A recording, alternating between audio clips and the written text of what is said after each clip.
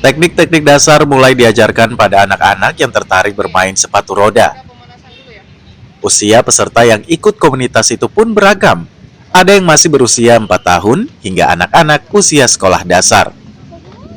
Beberapa anak yang sudah lama bergabung tampak mahir menguasai teknik dasar seperti melintasi atau menghindari kon yang menjadi rintangan latihan.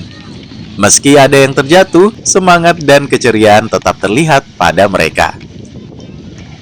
Komunitas ini yang bernama Palu Skating memiliki sekitar 200 anak dari berbagai usia yang berpartisipasi. Karena jumlah pesertanya yang banyak, jadwal latihan dibagi menjadi 2 kelas. Pada hari itu, untuk anak-anak pemula dan menengah, mereka mengikuti kelas freestyle, sementara anak-anak yang sudah lebih mahir mengikuti kelas speed. Berbagai teknik dilatih di kedua kelas tersebut. Yuni Salma, salah satu orang tua yang mendampingi anaknya, mengaku senang karena dapat membantu anak dan keponakannya menjalani hobi sejak kecil.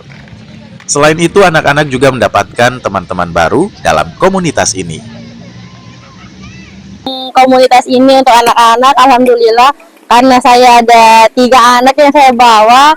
Kebetulan mereka berbeda sekolah, tapi di sini jadi banyak teman, memiliki banyak teman. Terus keberanian anak-anak itu sangat termotivasi dan teman-teman lainnya. Jadi kan kalau ada lomba-lomba mereka ikut termotivasi juga kalau ada lomba-lomba. Jadi mereka semangat.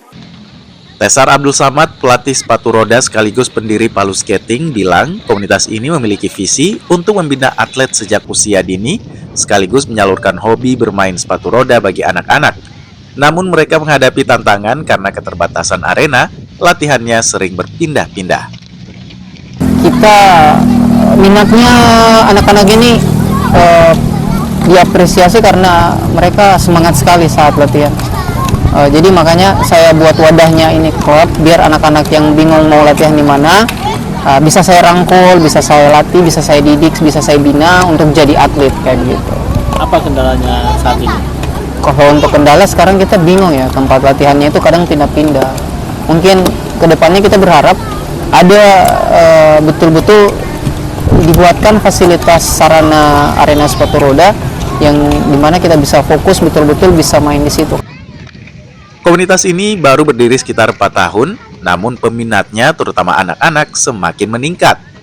Beberapa atlet sepatu roda asal Palu yang ikut dalam Pekan Olahraga Nasional juga tergabung dalam komunitas ini. Tingginya minat anak-anak untuk bermain sepatu roda membuat para orang tua dan pelatih berharap perhatian dari pemerintah, mulai dari pembinaan serta fasilitas latihan yang memadai di Kota Palu. Aldrim Talara, Kompas TV Palu, Sulawesi Tengah.